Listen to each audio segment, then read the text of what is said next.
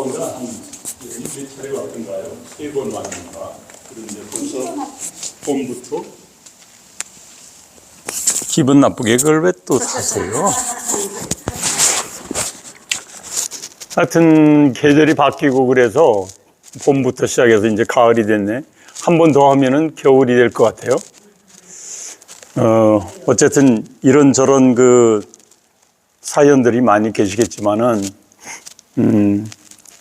무엇하러 일기를 쓰라고 자꾸 하는지, 또 그 얘기를 계속 해야 되는지, 그 가치가 어디 있는지 한번 좀 자기 얼굴을 보듯이, 거울 보듯이 한번 봤으면 좋겠다 싶어가지고 안내 일기를 또 거론하게 됐습니다. 안내 일기는 너무 잘하는 것이기 때문에 여러분이 보기에 뭐 그저 그렇지 뭐 이제 다 그런 생각을 가질 거예요. 언제든지 잘 아는 거에 대해서 우리는 함정이 있다는 것을 기억해야 됩니다. 잘 아는 거일수록 더 탐구해야 되는데 그러지 못하는 경우가 있죠. 안내 일기를 한번 들여다보도록 그렇게 하겠습니다. 어린 소녀가 13살 먹었을 때 일어난 사건들이 2년하고 1개월, 약 25개월이죠. 그동안 2년하고 한 달 동안 일어난 사건들을 제가 기록한 거거든요. 세상이 어떻게 변환되고, 자기 가족이 어떻게 되고, 친구의 관계가 어떻게 되고, 그리고 이제 주변의 환경이 어떻게 변화되고, 또 이 자연과 또 그 고독감, 괴리감, 이런 것들을 망라해서 함께 느껴보는 그러한 그 안내 일기 속으로 한번 들어가 보겠습니다. 목차는 진행하면서 알려드리겠습니다. 소녀의 이름은 사실 안넬리스 마리라고 합니다. 안넬리스 마리. 근데 우리가 알기는 안내 이렇게 얘기를 하고 있죠. 이 소녀가 지금 77년 1945년에 세상을 떠났는데 지금까지 우리들 머릿속에 회자되는 것은 정말로 본인이 이런 줄 몰랐을 거예요. 우리가 이제 와서 알게 된 거지만 그만큼 그 일기가 남은 사람들, 뒤에 오는 사람들에게 어떠한 영향을 미치는가를 본인은 몰랐어요. 쓰고 나니까 다음에 오시는 분들이 알게 된 거죠. 그것도 자기 아버지의 손에 의해서 발견된 그 일기장이 여기까지 진행되어 오게 된 겁니다. 많은 사람들이 영화로 만들고 또 뮤지컬도 해보고 또 어떤 경우에는 만화로도 그려보고 그렇게 해가지고 안내일기가 성장해 온 거죠. 안내일기는 안넬리스 마리의 본명을 이제 우리가 깊숙이 깨닫게 되고 한번 또 넘어가 볼까요? 안네 프랑크를 소개를 해보겠습니다. 안네 프랑크는 1929년 6월 12일 지금 살아있다고 그러면은 대략 97세나 뭐 이쯤 되겠죠. 97세, 8세. 그 나이에 지금 살아계실만 한데 죽지 않았으면은 그렇게 그 위험한 나이는 아닌 것 같아요. 지금도 볼 수 있는 그런 나이인데 불행하게도 1945년도 3월에 세상을 떠납니다. 출생은 29년 6월 12일 날 했고요.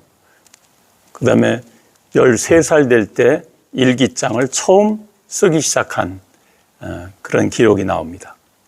독일 프랑크푸르트에서 태어나서 유태인들을 막 핍박하기 시작하니까 네덜란드로 피신을 합니다. 그래서 네덜란드에서 암스테르담에서 사건이 벌어지고 거기서 그 독일군들의 그 박해를 피해서 숨어 지내는 사건, 그 속에서 일기가 써지게 됐던 거죠.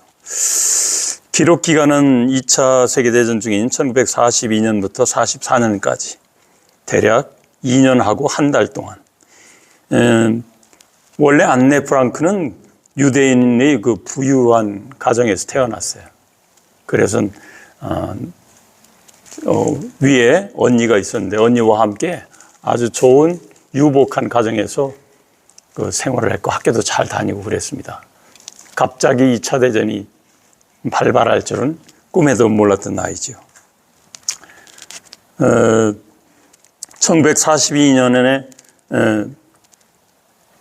유태인들을 학살하고 유태인들을 또 그 불모지로 자꾸 끌고 가고 또 수용소로 또 그 잡아가고 그러니까 피신해서 숨어 지내게 됩니다. 안네 프랑크는 숨어 지내다가 발각되고 발각되어서 아우슈비츠 제2 수용소로 가고 거기서 다시 독일로 와서 독일의 수용소에 있다가 발진티푸스에 걸려서 그만 수용소 안에서 절명하고 맙니다. 이것이 안네 프랑크의 삶입니다. 안네 프랑크와의 일기 쓰기를 이제 간단히 살펴보면요. 안네는 13살에 일기를 받았어요. 자기 생일날 받았으니까 아주 예쁜 그 체크무늬 분홍색 노트를 받았습니다. 일기는 자신의 생각과 감정을 표현하는 공간이 되었고 키티라는 이름으로 일기와 대화를 합니다. 나 잘 지냈어. 너는 어떻게 지냈니? 무엇하고 살았어? 나는 이렇게 목이 마르단다. 뭐 이런 아주 시시콜콜한 이야기들 하고 또 가정적인 이야기, 친구와의 관계, 그 다음에 단절된 세상 이 작은 공간에서의 그런 삶을 참 기탄 없이 말하면서 친구하고 보냈습니다. 핵심 내용은 유대인 박해와 유대인 박해의 현실, 은신처에서 삶을 기록을 했고요. 소녀의 성장과 그 감정 변화, 전쟁의 참상, 그 속에서 바라보는 인류의 희망이나 자기 나름대로의 소망을 간단히 적었죠. 희망과 인간성에 대한 그런 믿음이 있었던 거죠. 키티에게 쓴 일기, 안내 일기는 키티에게 쓴 일기입니다. 키티는 자기가 사랑하는 일기장입니다. 일기에 담긴 주요 주제를 보면 소녀로서의 성장, 그리고 사랑, 친구, 가족의 관계, 그 다음에 전쟁의 비극, 꿈과 희망 이런 것들이 적혀 있습니다. 1942년 네덜란드 암스테르담에서 13살 생일을 맞은 유대인 소녀 안네 프랑크는 빨간 체크무늬 일기장을 선물로 받았습니다. 안네는 키티라는 이름을 붙여주고 마치 가장 친한 친구에게 말하듯 자신의 소소한 일상과 꿈, 고민을 솔직하게 털어놓기 시작합니다. 친구들과의 수다, 학교 생활, 또 짝사랑하던 소년에 대한 이야기. 안네의 일기장은 평범한 사춘기 소녀의 비밀로 가득 채워져 갔습니다. 하지만 나치의 유대인 박해가 네덜란드까지 더해지면서 이 평화는 순식간에 산산조각이 나고 맙니다. 강제 수용소로 소집 영장이 날라오자 누구한테 날라왔냐면 언니한테 날라왔어요. 언니 마르고에게 날라왔는데 이제 가족이 엄마, 아빠, 그다음에 언니 이렇게 언니와 저 해가지고 4명이 살고 있었는데 언니에게 날라오니까 온 가족이 야, 이래 안 되겠다. 우리 다 살려면 도망가자. 그래 어찌 했냐면은 우리가 집안을 다 어지럽혀 놓고 거기에 서류 몇 장을 던져놓고 그리고 멀리 도망간 것처럼 위장을 했어요. 그래서 거기에 단서로 남은 게 스위스로 도망간다 이렇게 위장을 했어요. 그렇게 해놓고 온 가족이 아빠 회사의 근처에 있는 뒤에 있는 그런 초록색 칠을 한 그런 대문이 있는 그 은신처로 도망갑니다. 거기에서 도망가서 계단을 올라가가지고 중간 2층으로 올라가는 계단 사이에 책장이 있어요. 그 책장 뒤에 비밀 계단이 내려가는 통로가 있어서 그 통로로 내려가가지고 거기서 은신하게 됩니다. 여러분 상상해 보십시오. 그리 내려가서 2년 동안 그 좁은 방과 그 속에서 공간에서 이제 4 식구 플러스 이따 나오겠습니다만은 다른 집 식구 3 식구 그 다음에 치과에서 1분 해서 8명이 그 공간을 같이 공유하면서 지내게 됩니다. 다음을 볼까요? 역사적인 배경은 잘 아시다시피 2차 세계대전 및 홀로코스트에 대한 그런 어려운 시기에 있었습니다. 유태인을 탄압하게 됐고 대략 유태인들을 600만 명이나 되는 사람들을 옥에 가두고 죽이고 그렇게 피해를 입힌 나치 정권에 대한 그런 속속들이 다 밝혀지지는 않았지만 그 피해 속에서 살아남은 가족들입니다. 그러나 결국은 다 죽고 안네 프랑크의 아버지만 살아납니다. 안네 가족이 생존을 위해서 얼마나 노력했는지 우리는 한번 상상이 가능할 것입니다. 어떻게 하면 미래에 꿈이 없는 그런 암흑 같은 그런 삶을 어떻게 견뎌낼까? 우리가 한번 상상을 해보면 그 참으로 타개할 수 없는 그 정황, 비껴갈 수 없는 그 현상 앞에서 좌절하지 않고 작은 꿈이라도 붙들고 가족끼리 우애하면서 때로는 갈등하면서 지내게 되는 거죠. 여기 보니까 지금 다하우 그 수용소에 다하우 수용소가 있다고 합니다. 거기에 가면 이런 그 추모 문구가 있는데 그 추모 문구에 보면 죽은 사람에게는 애도를 표하기 위하여 살아있는 사람에게는 경고하기 위하여 그래 추모비에 이렇게 써 있다고 합니다. 이 안네 프랑크가 겪은 삶이 죽은 사람들에게는 애도를 표하고 살아있는 사람들에게는 경고를 하기 위해서 아마 이런 남김의 일기가 있게 된 것이 아닌가 그런 생각을 해봅니다. 아시다시피 아돌프 히틀러는 정말 유대인들을 빌미로 해서 유대인을 청소해가지고 독일을 살리려는 그런 욕구에 불타올랐고 결국은 희생양을 유대인으로 세웠던 그런 아주 악랄한 사람이죠. 유대인을 희생양으로 삼아서 자기 국민의 공안과 어떤 어려운 1차 대전에서 많은 피해를 입은 거에 대해서 그거를 탈피하고 국민의 힘을 모으기 위해서 유대인들이 왜 유대인들을 박해했냐면 유대인들이 제일 중요시했던 것이 경제적인 활동이었어요.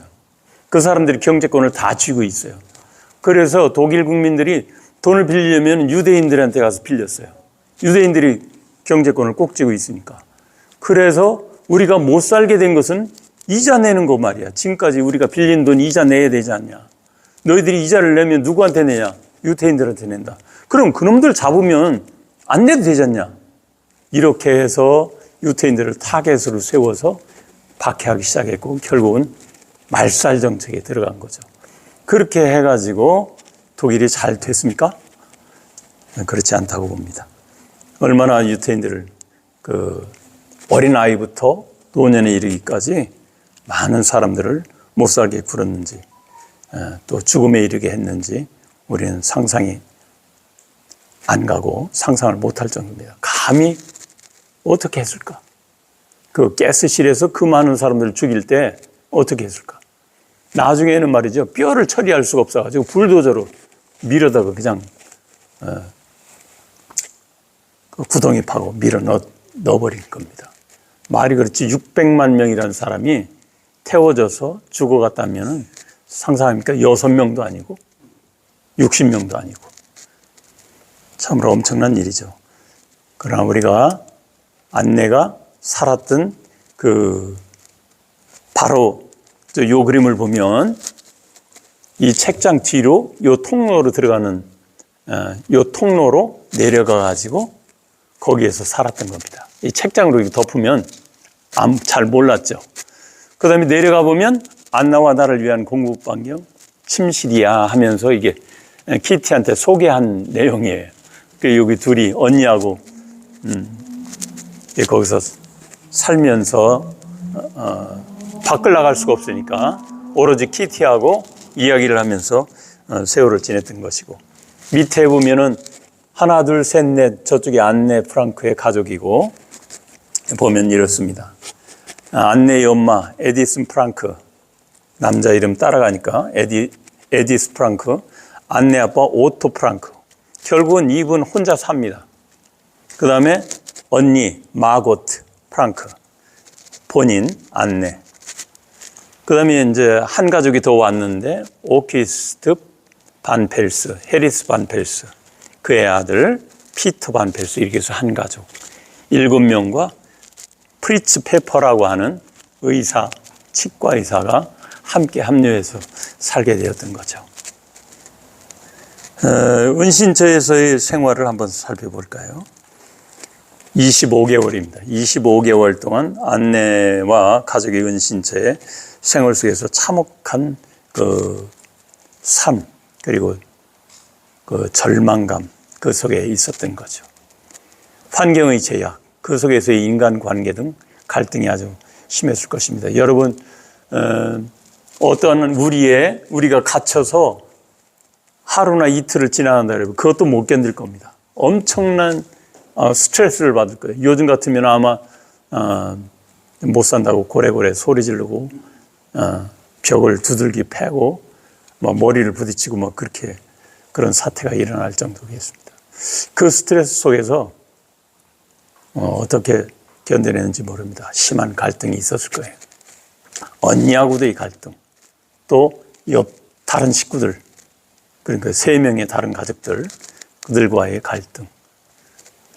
그래도 이 사람들이 도움을 받았던 것은 네덜란드 암스테르담에 있는 이웃들이 몰래 도와주는 것이 많은 도움이 됐어요. 그런데 도움이 된 반면에 고자질하는 사람이 있었던 겁니다. 그 사람들이 현상금이 걸리면 그것 때문에 고발하게 되는 거죠. 그런 처참한 현실을 어떻게 마치 빗사이를 뚫고 지나가는 것처럼 고통을 견뎠던 겁니다. 그렇지만은 깜깜한 동굴에 한 줄기 빗줄기 빛이 들어와서 미세한 그 소망을 주듯이 그런 희망을 늘 안고 품고 지냈던 겁니다. 키티한테 그런 걸 늘 요청을 하죠.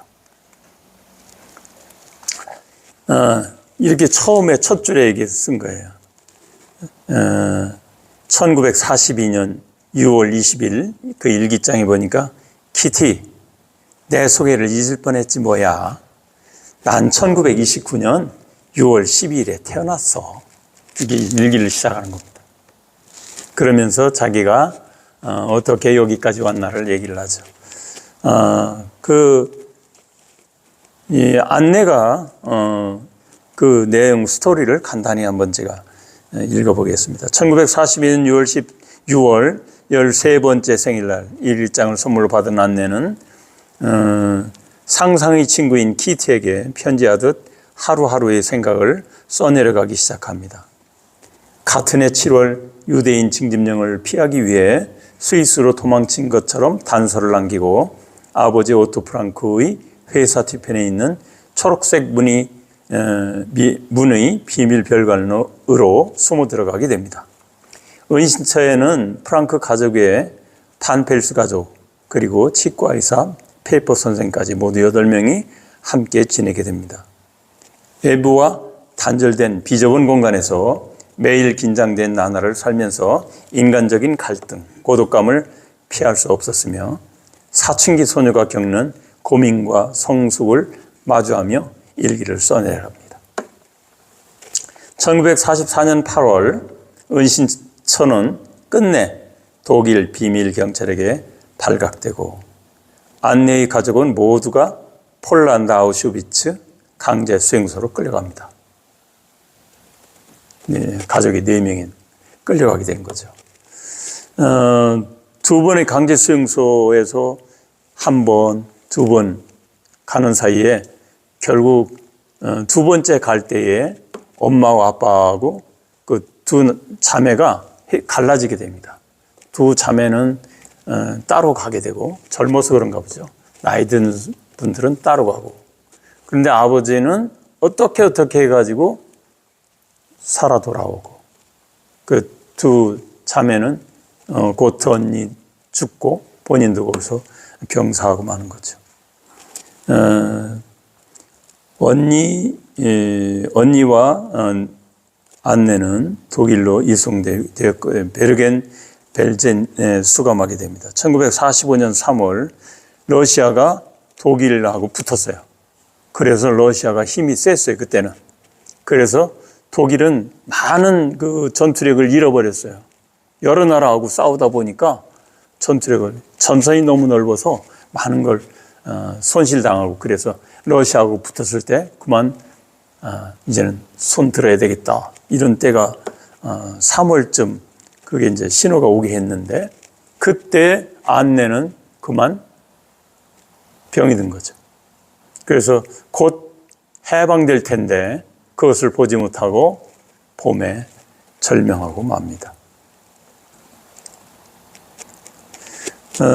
독일 패망의 시기가 피어오르는 봄에 안내는 수용소에서 발진 티푸스에 걸려서 숨을 거둡니다. 유일하게 살아남은 아버지 오토 프랑크가 안내의 일기를 발견하고 이를 출간함으로 한 소녀의 목소리가 세상에 알려지게 된 것입니다. 만약에 이 영화에서처럼 안내가 이렇게 참으로 우아하게 편지를 쓰고 있었다면 더 볼만했겠죠. 그러나 그때 모습은 전혀 다릅니다. 아주 허름한 옷과 그 다음에 피폐한 그런 모습으로 2년 1개월을 지내온 거죠. 안내의 일기는 아버지 오토 프랑크가 발견됐고 출판하기 시작했어요.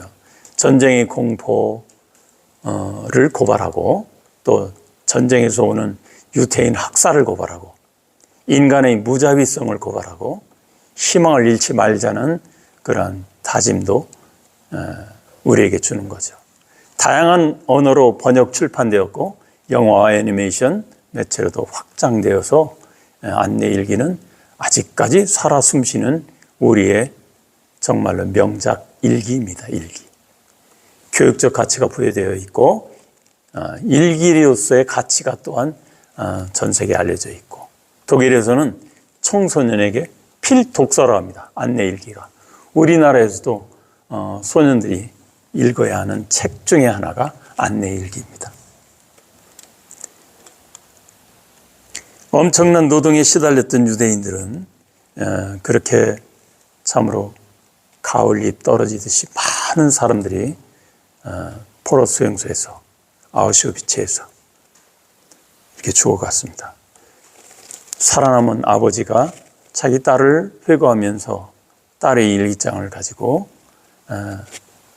그 출판을 하게 되죠. 아버지가 만약에 그거를 그냥 몰라라 했으면 영원한 안내 이야기는 이 세상에 존재하지 않을 겁니다. 아버지가 그랬고, 바로 요 집이 그 초록색 대문이 있는 그 안내가 숨어 살던 그 집입니다. 지금은 이렇게 복원해가지고 마치 그 박물관처럼 사람들이 다녀가고 그렇게 한답니다.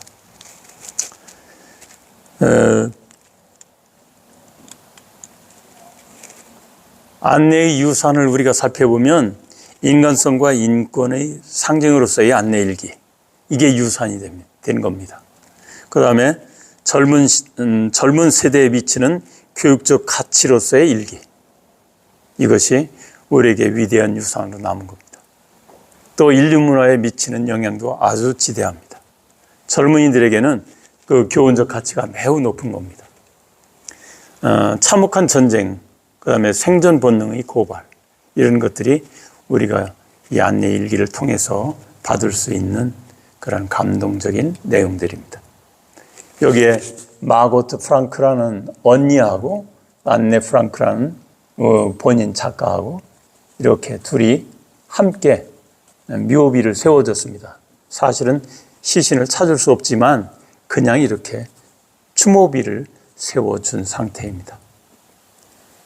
이들은 지금도 많은 사람들이 와서 꽃을 두고 가면서 그 참혹한 삶에 대해서 같이 위로해주고 격려하는 그러한 그 안내의 꽃은 안내를 위한 꽃을 많이 바치고 갑니다.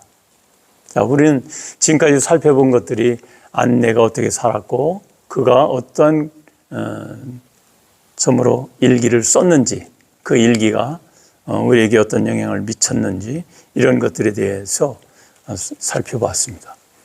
일기란 그만큼 소중하다. 일기는 기록해 두면 누구에게인가 훌륭한 교훈이 된다. 그런 것들이 우리에게 주어지는 하나의 그 경구가 됩니다. 결론으로 말씀드리면 안내 일기를 통해 우리는 무엇을 배울 수 있겠습니까? 인류의 역사 속에서 기억해야 할 중요한 메시지는 뭡니까? 또 개인의 경험이 어떻게 집단의 역사와 연결되는지 한번 생각해 보시면 좋겠습니다. 안네 프랑크가 한 말 중에 병꾸로 남는 말이 그래도 나는 여전히 인간의 마음속에는 선함이 있다고 믿는다. 얼마나 유태인을 학살했으며 많이 괴롭혔는데도 그래도 나는 선함이 있다고 믿는다. 믿고 싶다는 거죠. 살고 싶은 욕망에서 나오는 그런 말이라 할 수 있겠습니다. 마지막으로 이걸 한번 읽어보고 제가 강의를 마치겠습니다. 안내처럼 어려움 속에서도 희망을 품고 나아가는 것, 안내의 가족을 도운 네덜란드인들처럼 상대방을 헤아리며 조용히 도움의 손길을 내미는 것, 그리고 우리 아이들에게, 이웃에게 매일매일 따뜻한 사랑을 전하는 것이 진정한 가정과 학교 교육의 모토가 아닐까 생각해 봅니다. 불확실한 미래 속에 살고 있기는 사실 누구나 다 똑같습니다. 하지만 나는 어떤 용기와 신념으로 살아가고 있는가? 내가 누군가의 기억이 될 수 있는 삶을 살고 있는가? 나답게 쓰여지는 소중한 하루하루, 다시 말해서 일기를 살아가고 있는가? 이런 질문들을 여러분에게 남깁니다. 어떻게 하면 우리가 일기를 통해서 나의 삶이 조정되고 나의 삶이 제 길을 찾고 나의 삶이 많은 사람들의 정서와 그리고 삶에 영향을 미칠 수 있을까? 물론 그것을 위해서 쓰는 건 아니지만은 내게 쓰여진 자연스러운 그 글들이 어떤 영향이 될까? 되기를 바라면서 일기를 써보는 것도 나쁘진 않을 것입니다. 이런 질문으로 삶을 살아간다면 어제와 다른 오늘의 나로 살아갈 수 있지 않을까, 그런 생각을 해봅니다.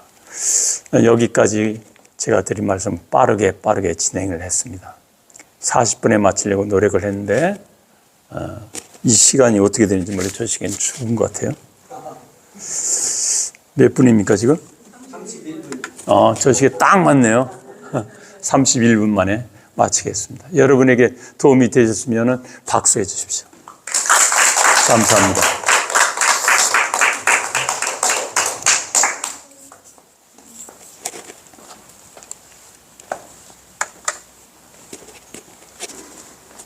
윤석환 강사님 덕분에 오늘 일기가 오늘 우리에게 주는 의미를 다시 돌아볼 수 있었던 시간이었던 것 같습니다.